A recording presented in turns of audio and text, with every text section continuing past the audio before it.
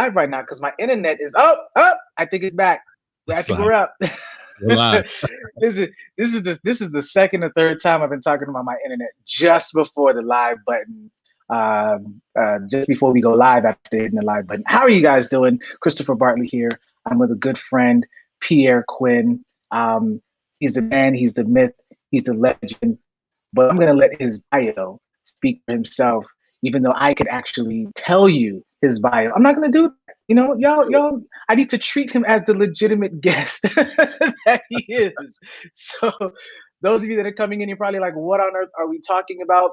This is the What's Your Story creative session. This is where I invite entrepreneurs, professionals, individuals who have to make a big decision. They have a climax, they have a comeback, there's a crisis somewhere in the middle, and there's a realization that even though we may not have won, we are winners. But Pete, not only are you a winner, you won some stuff. So that is cool. We were just talking about sharing this thing. Let me go ahead and share. Let me go ahead and share this thing right quick. Because I already shared it. Okay, yeah. Thank you for thank you for yeah, you know what, P, as I'm looking at this thing here, I don't think that it's gonna share the way that I think I want it to. Hold on, give me a second. Oh, yeah. Okay. I don't think that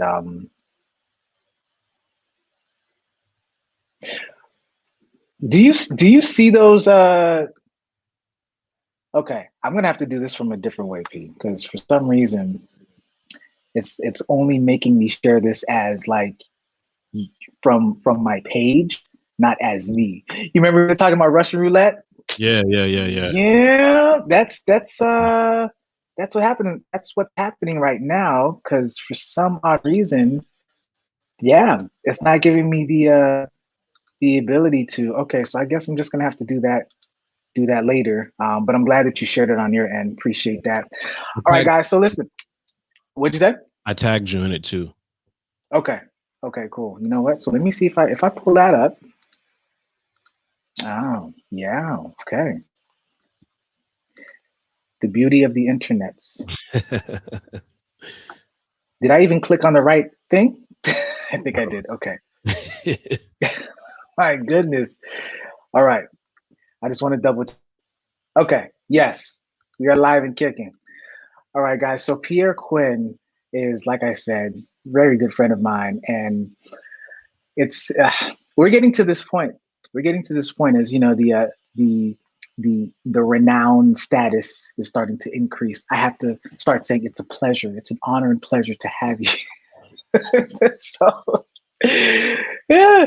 All right, guys, listen up. So for over 15 years, Pierre has taught higher education, faith-based, nonprofit, and corporate leaders the strategies they need to experience personal success and professional growth. He holds graduate degrees in communication and theology from Andrews University and a certificate in executive leadership from Howard University. P, I forgot about that. Oh, man. Yeah. You to go.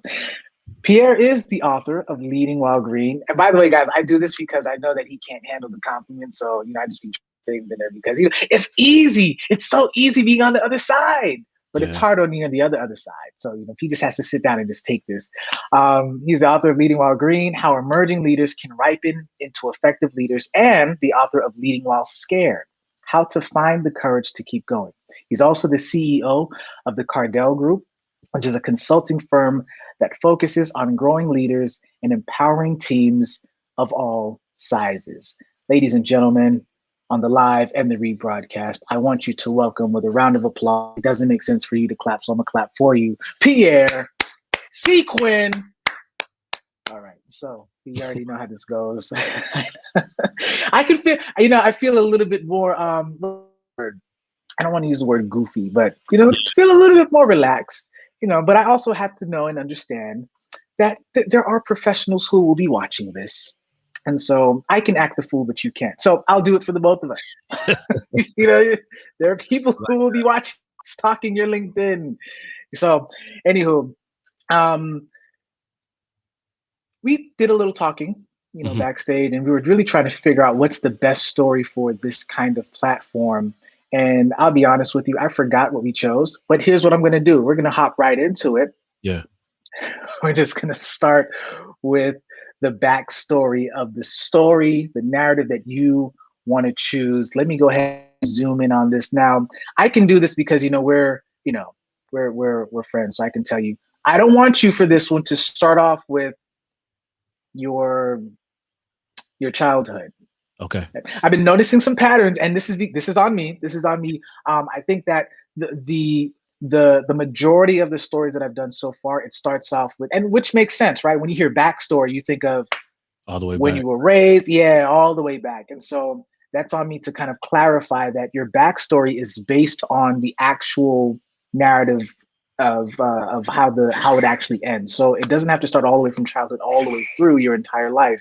Mhm.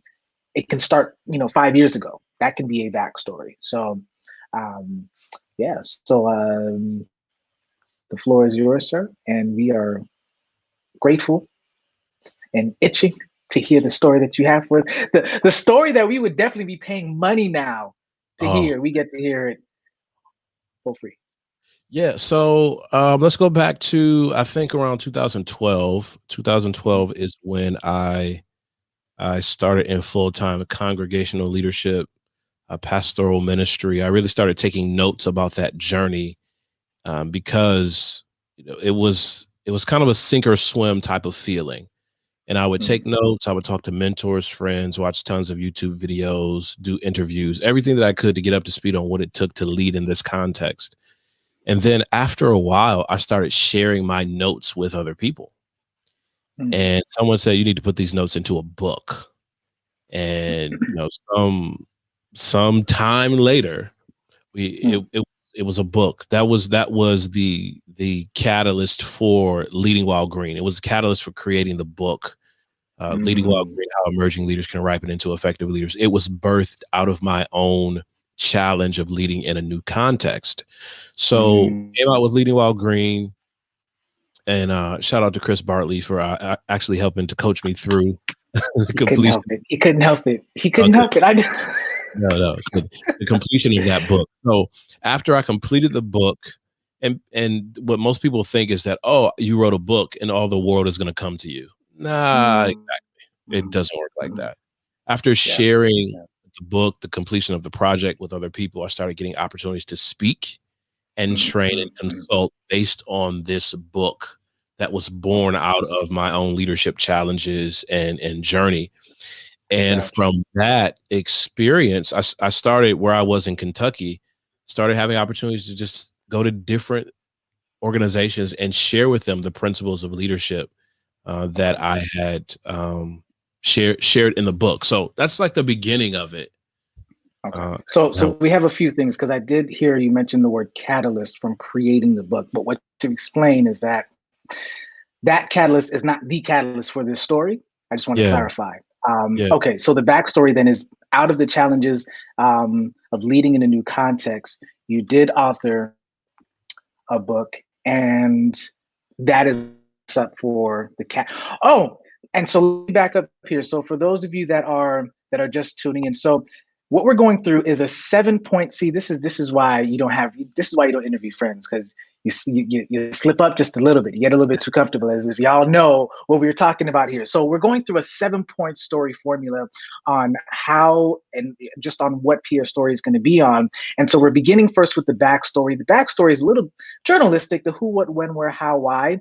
And then the catalyst is like the venture. It's the thing that propels us to the next point, which is the big event. This is the first of a series of events that's not just the milestone, but it really pinches you to make a decision. Now, of course, the catalyst does that, but the catalyst is kind of like it's not overwhelming. It can be a whisper, it can be a letter. It's kind of like that encouraging push. The big event is like, oh my goodness, I really need to do something if this is going to happen. But it's still all reactionary until you get to the midpoint. And that's how come that red arrow is there. Red arrow is because this is slingshotting you into one of two things, maybe both. You are either going to be deeply motivated to do the thing that was the catalyst that kind of puts you in that direction, or you hit the point of no return. So in the hero's journey, that's called crossing the threshold. Okay, so typically the big event does that milestone, and I use this a lot because it's typically what happens, like homelessness, or that's part of my story, or death in the family, or just something that really hits you to the core, that pushes you to realize life is short, or I can really do this. Something that really makes you intrinsically motivated. But after you become intrinsically motivated, you cross the threshold, there's typically a crisis. Okay? There's something that is the obstacle, the antagonist, the villain, the opposition, that forces you really to question whether or not you've made the right decision. That's where the climax comes in.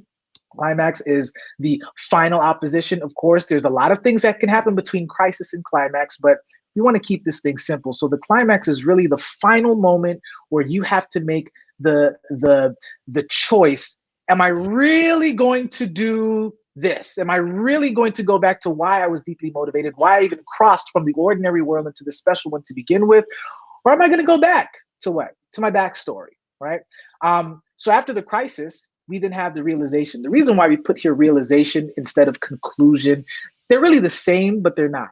And the reason why is because, like I mentioned in the beginning, you can win, right? You can be the winner. That's all of the Disney movies. You can be the winner of the fight, the battle, the war. You can be the hero. You always are the hero, but you can be the hero that has gained victory.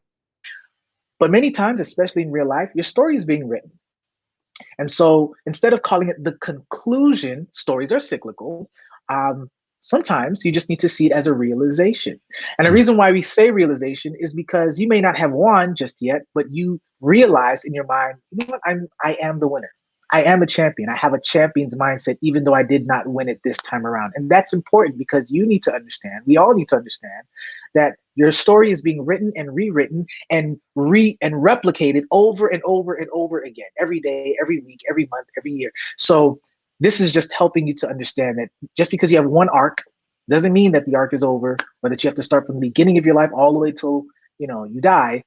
There's a story that's being written this week where you have come to a realization. And if you work your way backwards, you'll be able to realize, oh, wow, I have something that can definitely be helpful, not just to me, but to somebody else. Then we end with the life application, and I'll explain that when we get to the end. So for right now, we've got Pierre, who's talking about his starting in pastoral ministry, congregational leadership. He had challenges leading in this new context, which led him to author a book. Now, we had a catalyst within a catalyst here, because somebody suggested that he writes experiences, but that is not a catalyst that's going to shape the story. So I want you guys to also keep in mind of that as well. All right, back to you, P. Yeah. So when I think about, the framework that you set up here, and I love this framework, by the way, of kind of really just drilling down and looking at my story from this perspective. I think the catalyst for me, and you'll have to help me with kind of understanding this. I think the catalyst was after writing the book, those opportunities to teach on it. Okay. Like, doors were open to, share the content, not just in other congregational spaces, but in corporate spaces and nonprofit spaces. It was happening on a rapid, it was fairly frequently. And it started for me some questions of, okay, I had an opportunity years ago before I went into full-time pastoral ministry to do some teaching, like teaching full-time. And now I'm in a space where I'm pastoring full-time. I have this book, but now people are asking me to do training and consulting work on a frequent basis. And now I'm just kind of thinking, okay, what is happening here? Because I didn't have a paradigm up to this point. I don't even think that was my intention to do that work. I just felt like it was something that needs to be shared from the book, and it kind of just grew into something else. Okay, like this. So even requests to do training and consulting work based on your Leading While Green book. And that can be the catalyst. we're gonna see how this leads to the big event. If it doesn't really lead to it, then we might have to refine this. But Okay. yeah, it's the call to adventure that's leading you from well, and let's kind of dig a little bit deeper. I know I just said. So let's figure out here, because you called it out. um, did this catalyst call you from the work in pastoral ministry, or did it just add to? Because here it is, where we're looking at a catalyst, at least from my perspective, how I usually interpret these things. Your back, typically your ordinary world. So what Mhm. you're describing here in the backstory is congregational leadership is the norm. Yeah. Yep. Congregation was the matrix, and the people now have said, "Hey, listen, do you train? Do you do consulting in this?" Because of this book that somebody suggested that you write, has now called you out of that particular type of, or that role of leadership, into a new way of bringing value to people that you might not have been able to if you were still in the pastoral context. Is that accurate? If it's not, Man, that's 100% accurate, and I think that's where the okay. tension was for me Mm. was, context for me, contextualizing what helping people looked like. So, Okay. leading in this way, church leadership, congregational ministry, and now I'm in a space where these people, many of these people that I'm training with, working with, speaking to, will never enter the scope of my pastoral leadership work. I might not even Mm. have contact with them in that line of work. But now, as I am, and quite honestly, some of the same spiritual principles that I espoused in congregational leadership are coming through. The moral framework is coming through in the training and consulting content, but it's Mm. tension I felt was being pulled away, not in a grand way, but I felt that tension of Mm. maybe I need to lean more into this training and consulting space. Okay. Okay. So you mentioned something, that helping people um, uh, can look differently, but let's try to formulate what that looks like for a call, what that sounds like for a call to. So, because I don't want to put in the negative.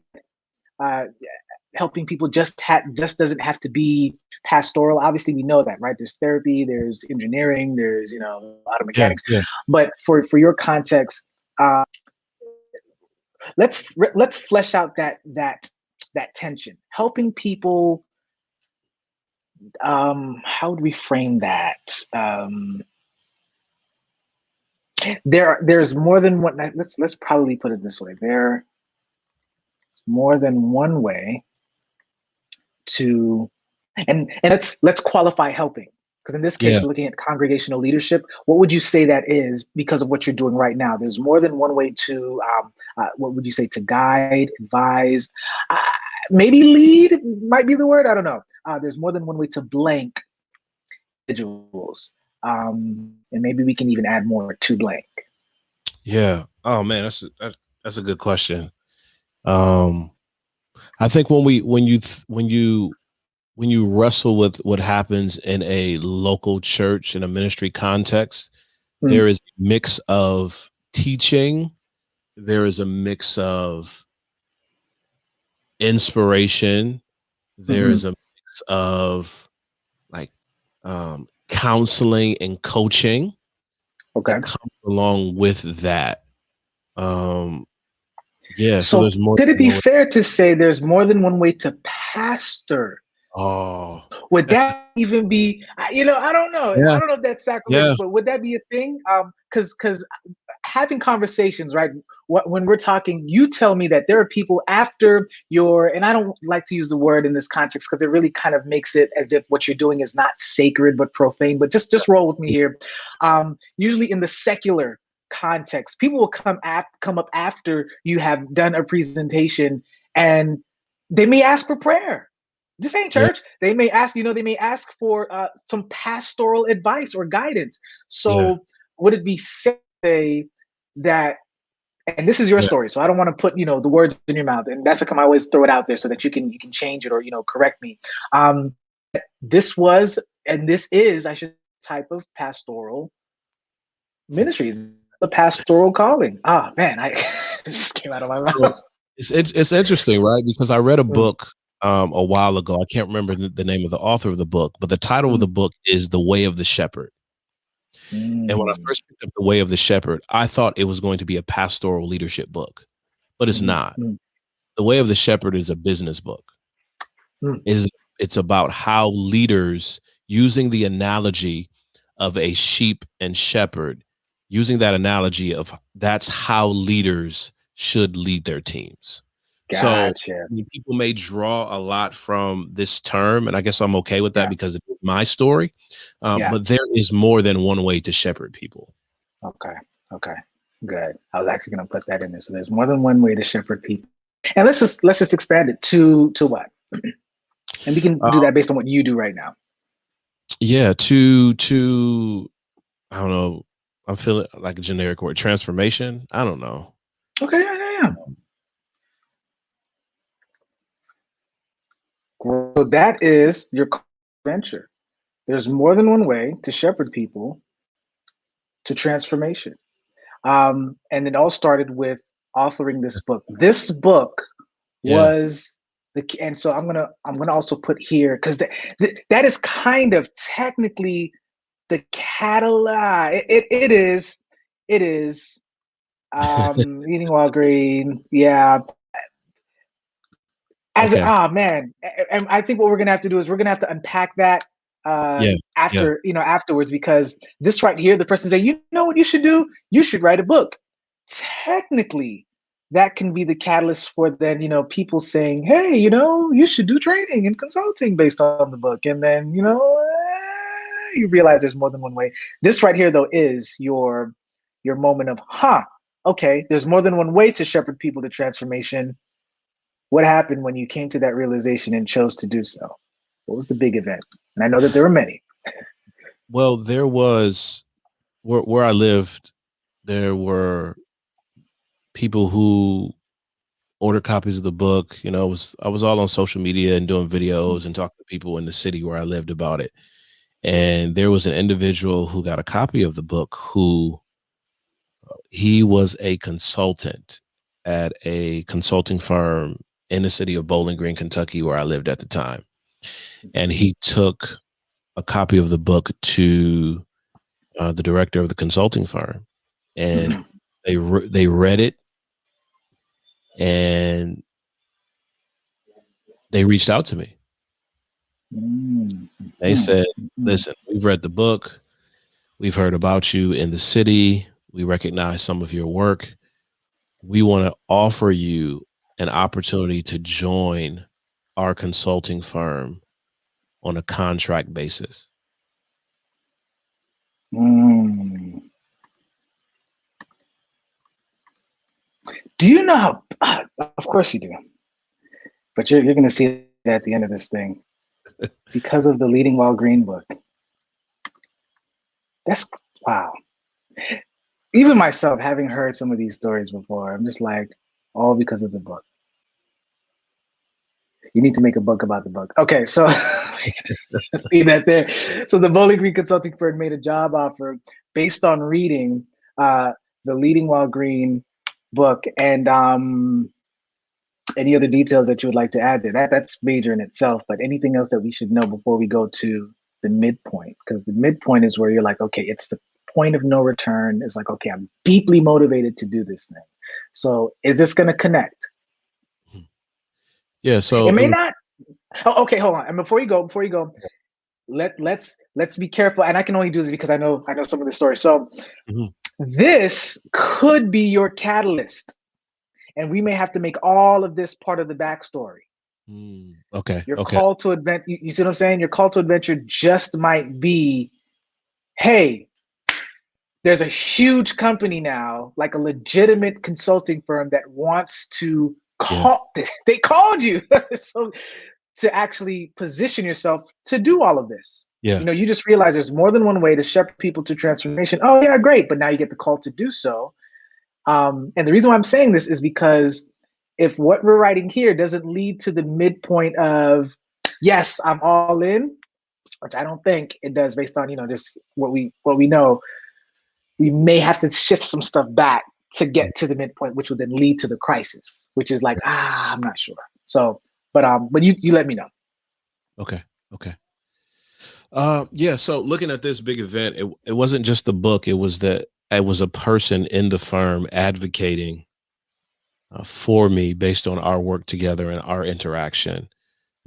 So they were, this person's advocacy said he would be very good to join our firm. I've worked with him, talked with him, we've engaged. I think it would be a good asset. So it's not just what I was bringing to the table. It was really the testimonial of someone else, right, undergirded what they had already written in the book. And in the hero's journey, we call that the supernatural aid. It's usually somebody or people or a thing that comes along and kind of helps you as soon as you cross the threshold. So that's a good piece right there to add. Okay. What would be the midpoint? What would be that intrinsic motivation moment? And you're just like, okay, let's do this thing.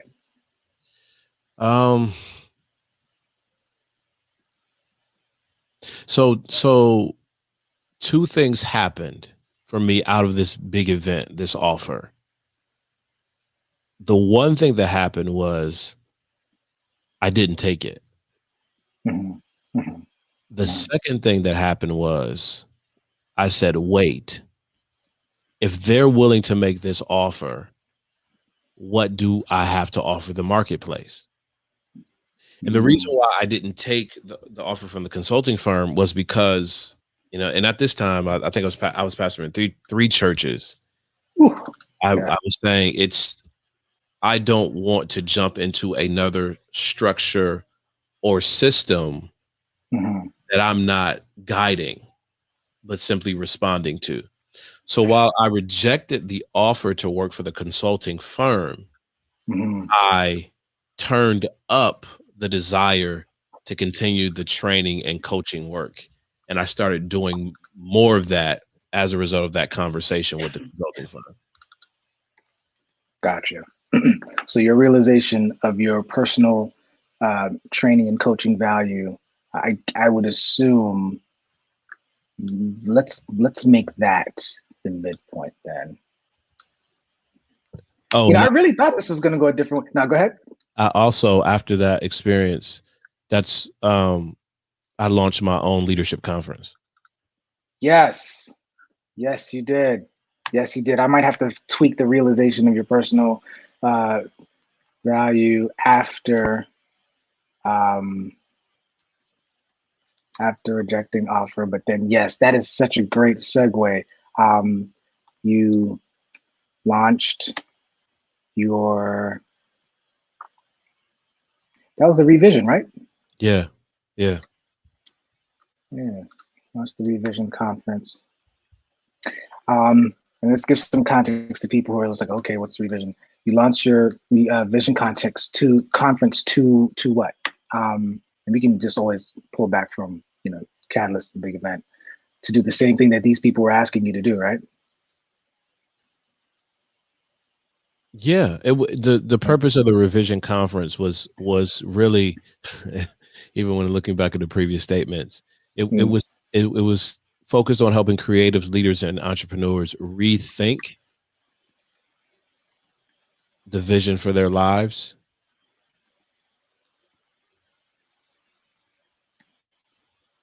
respond to the calling of that vision, and then remain consistent in working towards that vision. I have no idea how I'm going to fit all of that into the final, but that's okay. This is good. Yeah. This is good stuff. Good stuff here. We'll definitely truncate it, but yeah. So after rejecting the offer, so the big event here isn't the invitation as much as it is you choosing to reject it. And I'm going to put that. I'm going to make that like the emphasis. And the reason why I believe that that's huge is because you can kind of almost see these as like two, as a matter of fact, you've got a lot of, in a sense, catalysts, right? Call to adventures. And this is just life. Mm-hmm. The suggesting to write the book, you wrote the book. The realization that, oh, there's more than one way to skin a cat, more than one way to shepherd people to transformation. And you start receiving and accepting requests to do training and consulting work. It wasn't that you just started receiving, you actually started doing it. And then you get like the big break moment where it's like, hey, listen, we want you. We want, based on what you have written and based on this person who's advocating for you, we want you to come work for us, doing the very things that you said, that you have written about. And you say, no, I'm good. That's the moment. It's almost like the double. It's like the double gas moment. It's the Bowling Green. No. Yeah. So, and I think that's what makes it the big moment. Now we could go into, and maybe for the sake of this, I think that we're going to forego why the rejection, and all of that kind of surrounding it, only because of, just for simplicity. But that rejection led to the realization of, hey, hold on, wait a minute. If they want me to do this, then that obviously means that there is something within me that has the ability. There's something that they saw in me that I'm now starting to see in myself. Yeah. Let me go ahead and project that. And the way that I'm going to project that, or to use that, or to leverage that, is by creating my own platform. And I'm going to put there creating own platform, because that's probably how I can fit all of that into one, into that small space. Okay, so you create your platform. I think What's we got to the go price? back though, Chris. Okay, yeah, let's go back to big event, because and I want people who watch this or who are hanging out now to know the reason why I rejected the offer. I don't want to ever lose that as a part of the story. And the reason why I rejected the offer was simply because I was scared.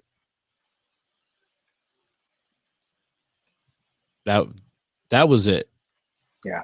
I was scared I mean, it's one thing to think about writing a book and that become a reality. It's another thing to teach people about the book and that becomes reality.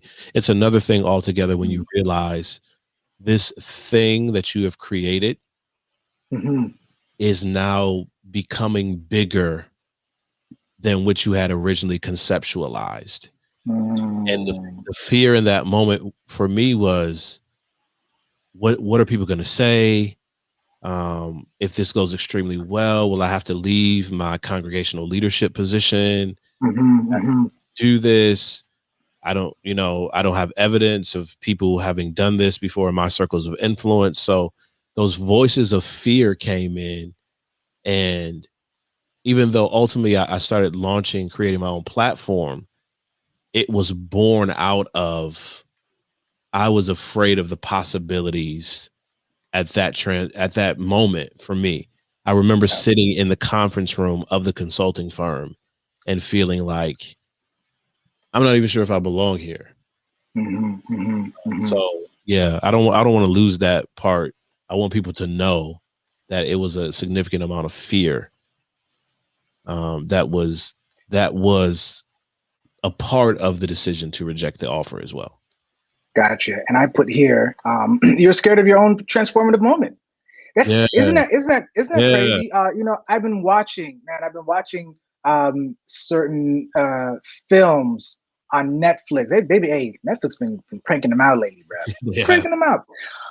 And it's interesting where, not just in fiction, but in real life, the very person or people that might have hurt us the most, or that we may deeply resent, because of the hurt, or maybe the focus on not wanting to be that person, or to ever be in that situation, we oftentimes inevitably become the very thing or person that we despise. That just, it blows my mind. It's like, how on earth can that happen? How can you say, I will never? And then you turn around and you become the very, like, wow. And in this case, it's the reverse. It's the positive. You're like, I want to help y'all to be able to embrace your own transformation. Transformation comes. I don't know. Not me, them. It's like, ask me to do a what's your story right now for myself. I turn the whole camera. I turn the whole thing down. Okay, so then we hit this midpoint. You're like, okay, I'm going to create my own platform in order to go ahead, and it's almost like this. I don't want to say never again moment, but you're like, you know what? I'm never going to reject the opportunity for transformation, especially if it's going to happen for me. How do I do that? I want to create a platform for other people to embrace their own. Yeah. That's heavy. So now, crisis. You say I'm all in this thing. Yeah. What happens? Fast forward in a timeline a little bit. The crisis is, ultimately I choose to step away from congregational leadership and to do this work full time. And it's like, the history is there, the evidence of potential success is there. All of those things are there. And then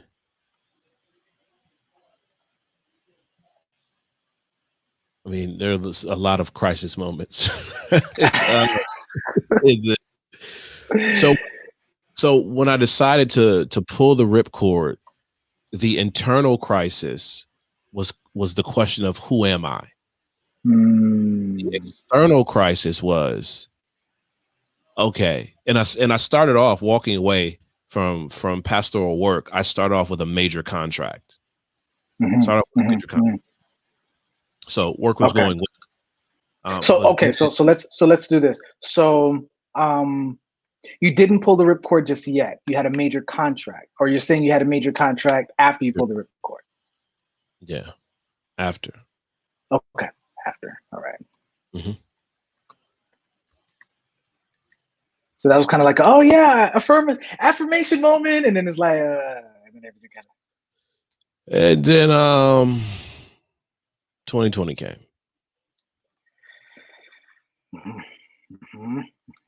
And it was like, why did I do this? Can I get a job somewhere? Did I make the right decision?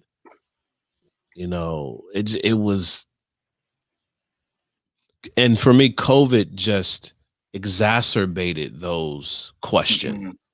It wasn't like COVID was the cause of it. Those questions were already starting to happen as I was ending one contract and looking at things, not much in the pipeline, tons of people saying, I love your work and, you do great things, but not enough of that converting into actual business. So there were times, man, I spent a couple of months. Now the walkaway piece was 2019.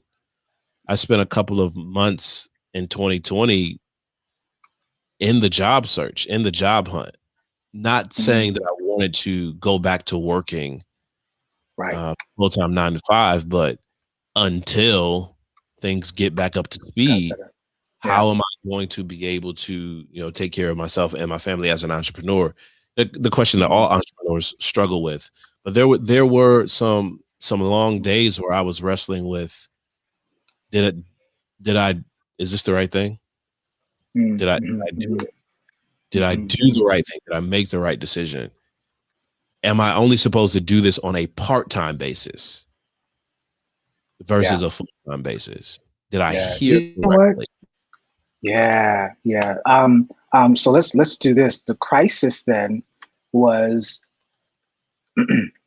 whether or not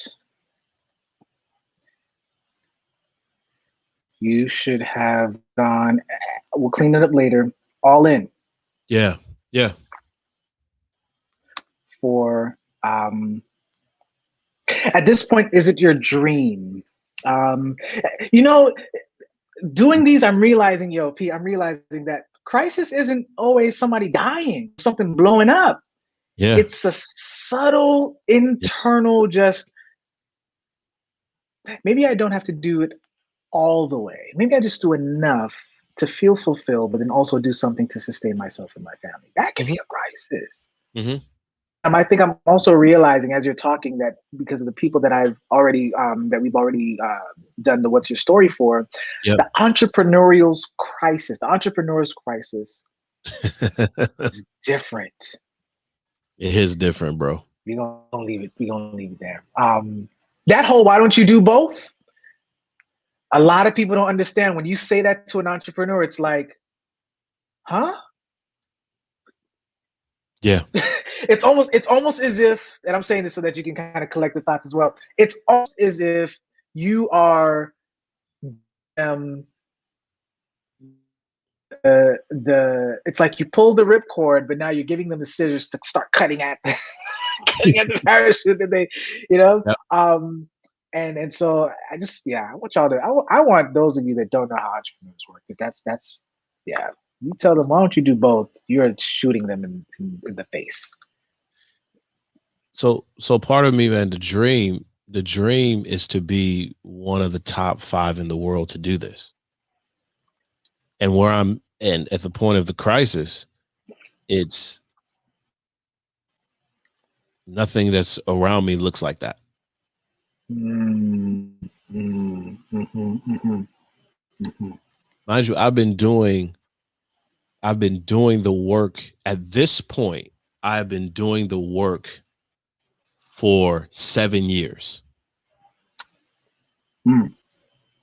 When I pull the ripcord, well, 6 years. When I pull I guess we can go up and down the timeline, but I started getting paid to do this work in 2013.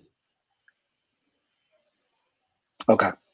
2019, when I decided to pull the ripcord, I've been doing this work part-time for 6 years. Okay. Gotcha. I definitely took out the note section. I want to add that. Okay. So let's do this because that's good. So was doing, and I know there's a difference coaching and even training. And I want to respect the nuance. Should I put or coaching? What should I put for? You could consulting. It doesn't bother me. The check clear, Okay. so you call it what you want to. 60. Okay. 2013 to 20. I'll find a way to put that in there because that is a big, yeah. Okay. Cool. So the crisis is whether or not you should have gone all in to become your top 5, to become the top 5 consultant in your space, or to balance a traditional job to make a secure and sustainable living. Yeah. Okay. Clean that up too, because it wasn't like you said it then. I want to be the top 5, but 2020 was where you said, do I go all in or not? And it's not even all in because I'm scared. It's all in because I've got mouths to feed. Yeah.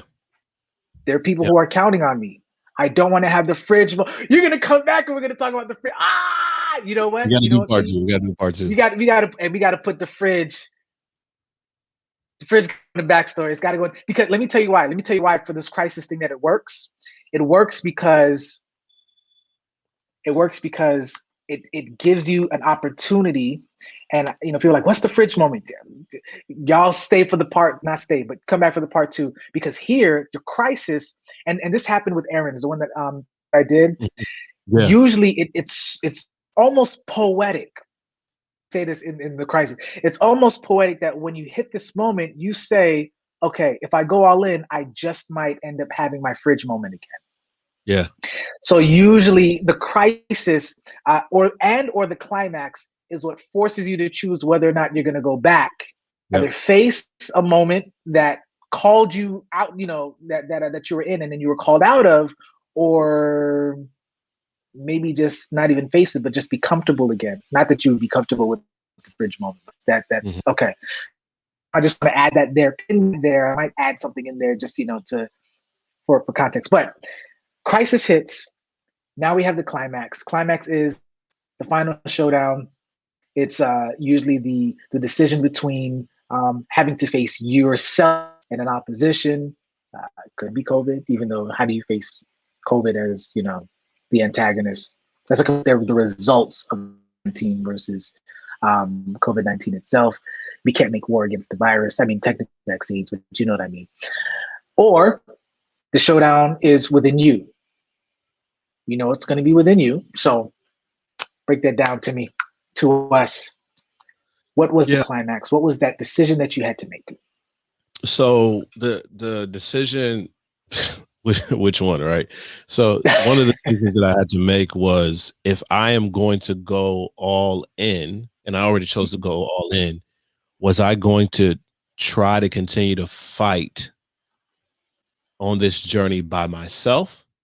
Or was I going to assemble a team that will help me to keep going? Because up to this point, that solopreneur, I do everything myself.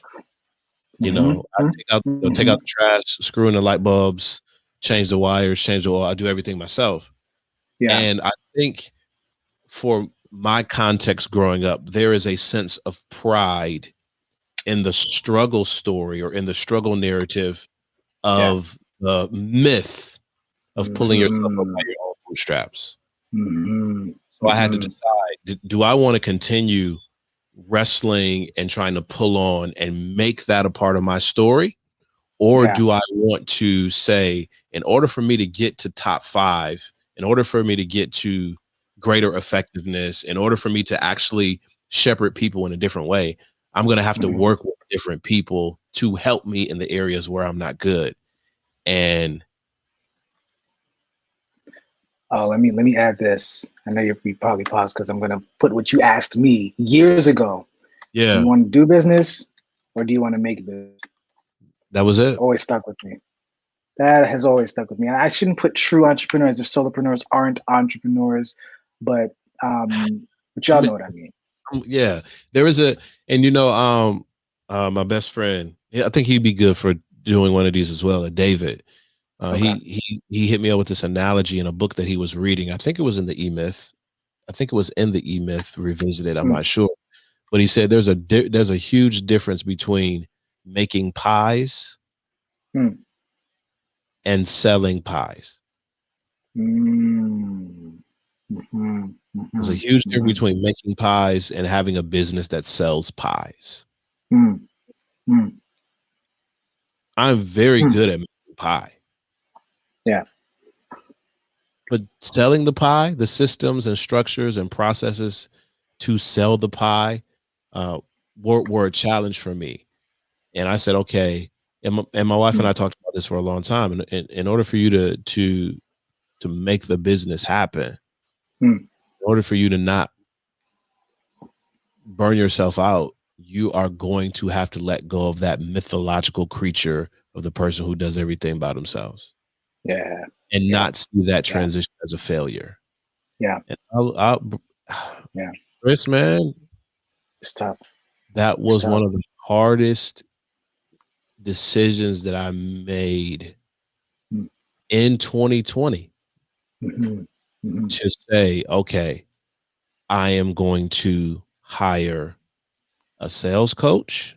I'm going to hire a mentor coach in the consulting space.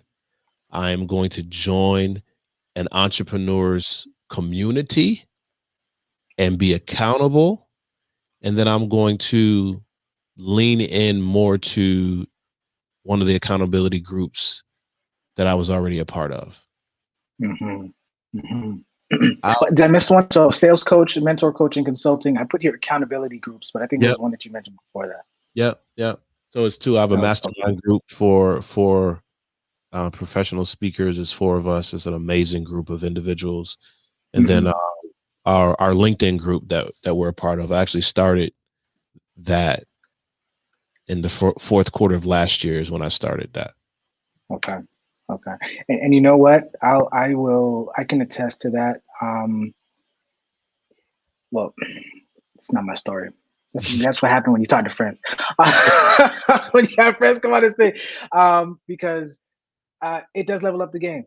Yeah. Even if it's not a live person, but you purchase a course that'll take you through it with live sessions in between, something else. Yep. And you're so right about that, where there's somebody who has already done it, who's telling you how to navigate through it, even if it's a pre-recorded person, man. Yeah.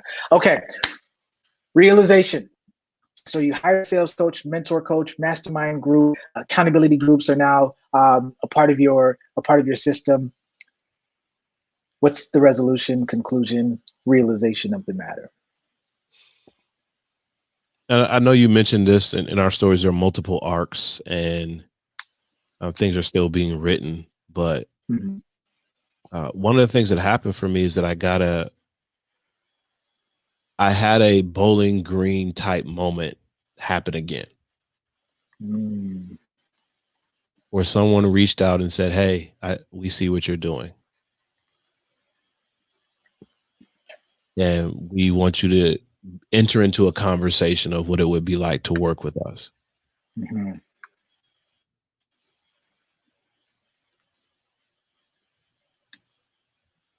Is it reoccurred? Yeah. Okay. And what did you do? Yeah. So I started the conversation, and I brought my whole self to the conversation, without fear, without trepidation, embracing that there's more than one way to shepherd people, and embracing everything that I've experienced up to this moment, from the catalyst for writing the book, for all the years that I spent teaching, from starting my own platform, and even more recently, developing the systems and putting them in place, were the funnel of sorts to realize this particular moment, and not walking away from it. I mean, the conversation is still ongoing. So, I have to, it's still ongoing.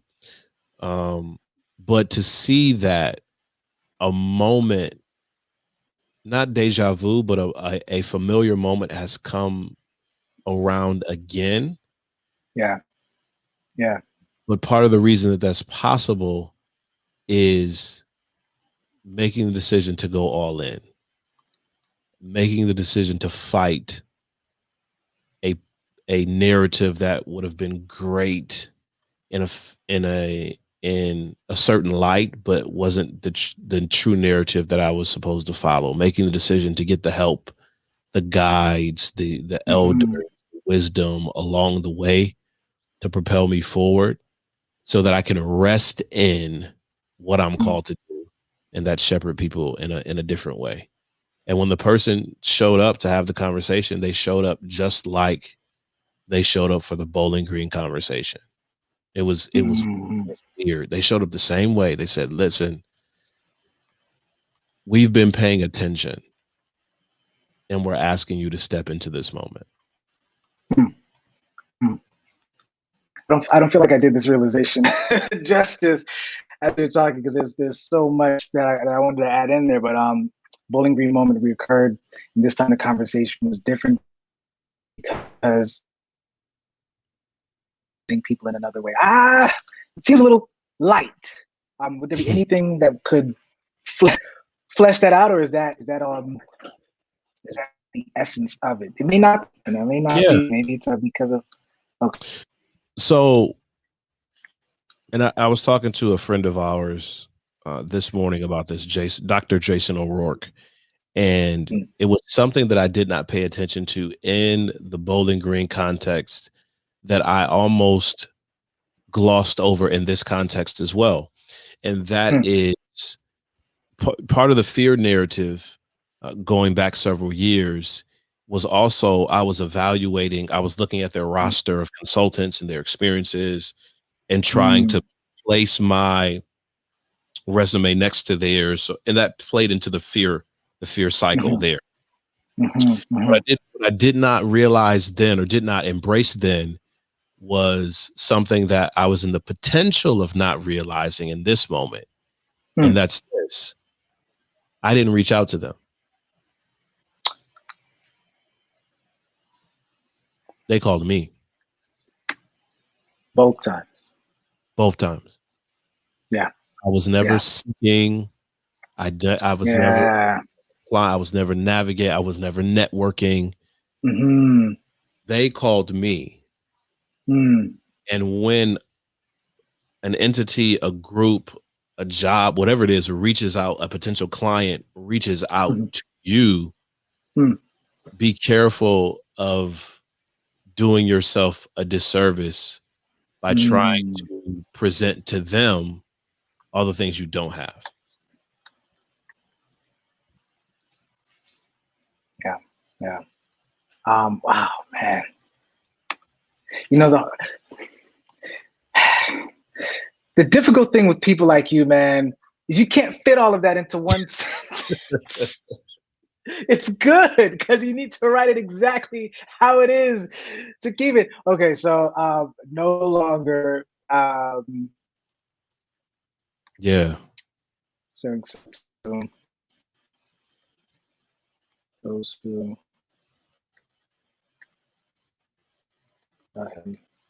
in the first place. I have to fix it. Take me some time, but this at least I know what we're talking about here. This idea of they came to you. So this whole imposter syndrome, or this idea of comparing the reality that they already saw something in you, regardless of your gaps. That, as a matter of fact, it's probably why they wanted you to begin with. Oh, he different. Yeah, yeah. Yeah. There's somebody that said to stop thinking about things as a culture fit versus a culture add. I think Yeah. it's Danielle Leslie who talks about that. I think she got it from somebody else though. But the point is, yeah, that is the idea of like, why would you try to shape yourself into, if you're a square, why try to become a circle to fit Mhm. into, the the shape that you weren't made for. Okay, P, this is Yeah. great, but people are Yeah. going to be like, I'm not a consultant, I'm not a coach. How does this apply? So, what are maybe 3 to 5 things that we can extrapolate from the story that you just created, and then after that, I'll go through the whole story arc. 3 to 5 things that people can take away from your story that can apply to them immediately. Okay. So one is to figure out what is the best format in which right now for you to tell your story. That's very, very key. So for me at the time, it was writing a book. For some people, it might not be a book. It might be a podcast, might be a video series, might be a series of tweets. But whatever platform or methodology to write your story, just start writing it. Okay. One of the things that bothers me, and partially because I'm not a perfectionist, but one of the things that bothers me is when I want to be delicate when I say this. Please, for us perfectionists that are on the other end of this. I am thrown off by people who have bells and whistles, but no substance. When the first draft, the first printed copy of Leading While Green had so many mistakes in it. And eventually I put out a second edition and cleaned up, a lot of that. The first copy had so many mistakes in it. But that first edition of that book with so many mistakes literally flew me around the country. Yeah, it did. So whatever the platform is, and don't be thrown. I mean, listen, how it started versus how it's going. We look at lights and we look at cameras and we look at platforms and all of these things. And a lot of us rush to those things first without having something quality to share. So here's the thing. If you got great lights and great camera, but you don't have a great story, that means I'll watch you for a couple seconds, but I've moved on. If you want me to stick with you, I need to know and hear from you and make something solid. The second thing that I would say is, after you start sharing your story, you will uncover people who have gone through or are going through the same thing, and they will be freed because you told your story. So after you find the platform to tell your story and start sharing it, eventually you'll find the tribe of people you're supposed to talk to. Okay, so find the tribe, or do we have to find the tribe? If they, how would we turn that into an action statement? Yeah, find, or create. I don't know. You help me. You help me out there. Respond to. I think. I guess the reason why I say respond is because sometimes we try to create something that's not there. Yeah, yeah. And one of the things when you do analysis, right, you say, well, who's already resonating with you? Yeah. So I might want to talk to Division I athletes, but when I look at how I tell my story, it may be corporate execs that are resonating with the story. Okay, so I'm gonna put that the actual tribe. Yeah. Yeah, because that makes a difference. Responding, yeah, I like that versus finding. And that's why, yeah. Yep. Okay, cool. Next. The third thing is that's very important. I can do that. Find. So it's one thing to tell the story. It's one thing to respond to the tribe. I think a breakthrough piece for me, and this comes from the background in teaching, is identify who you can guide on their journey. And I mean intimately. And the reason, Chris, why I make this distinction is because, in the spaces where we hang out, people often want to talk. They want to talk and impart knowledge and share and create mic drop moments. There's a huge, huge chasm between a mic drop moment and coaching somebody from one place to the other. Okay. And in fact, the healing and growth on your journey often doesn't come in the share your story phase. And it often doesn't come in the responding to the tribe phase. Real healing comes from who can I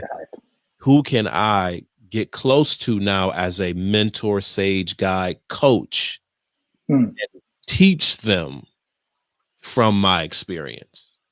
Not just throw advice their way, but intimately teach them from my experience. That's when you're going to see that personal growth and professional growth in a way that you've never seen it before.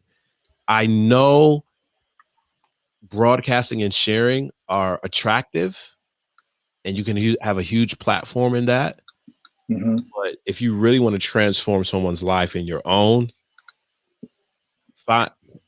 leverage a smaller circle or smaller group of individuals that you can intimately watch their journey and help them move forward. That's a good one. That is a good one. Yeah. I would say another one is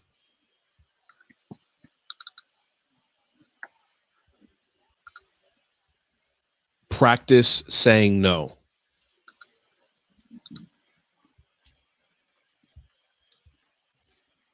Because going back to our pie analogy, a person will say, you know how to make pies. Can you know how to make pies? Or you know how to run a pie making business. Can you teach me? A lot of us get burned out or thrown off course because we are trying to be all things to all people who approach us.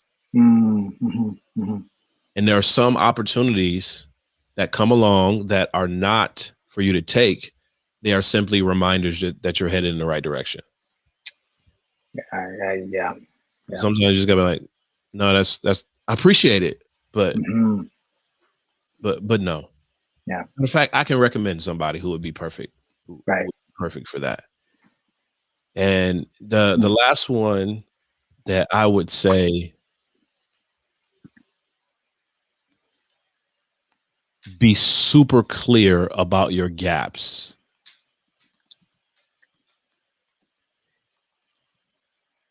and become super passionate about finding the people to help you fill those gaps?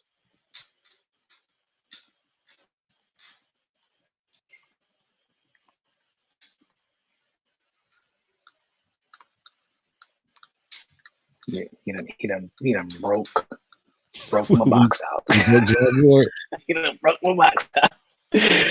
All right, this is really good. This is really good. All right, everyone, it's time for the recap. And wow. Yeah, this is you done broke all of it. So once again, if those of you that are just coming in, so we're talking to Pierre Quinn, leadership consultant here, who has just finished his first What's Your Story 7-point formula map with us. Here's the backstory. So he started out after graduating in pastoral ministry, specifically congregational leadership was one of the major challenges in just leading. It was a very new context for him. He had what was considered a fridge moment. Fridge moment is when he realized that, I'm going to butcher this part of the story, but I'm supposed to be the one to take this over. Just go ahead and give me a snippet, and then I'll have to rewind. But go ahead and give me a snippet. What would you encapsulate the fridge moment as?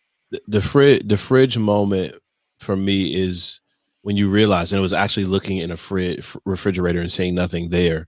It's realizing that your potential that is not applied always leaves you empty.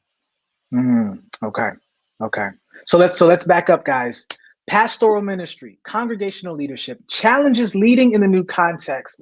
The fridge moment didn't happen when he decided to pull the ripcord. He was still in his pastoral context, but he realized that opening up that fridge, he wasn't leading in or fulfilling his full potential, and that also impacted his family. Specifically when the question was asked by his little one who was behind him, who saw the fridge empty as well. During this time, there was also a suggestion by a friend of his to author a book about the experiences that he was encountering in his congregational leadership role. And that's what led to this next piece, which is the call to adventure. He decided to write the Leading While Green book. And while doing so, he started to receive requests to do training and consulting work based on the writing of this book.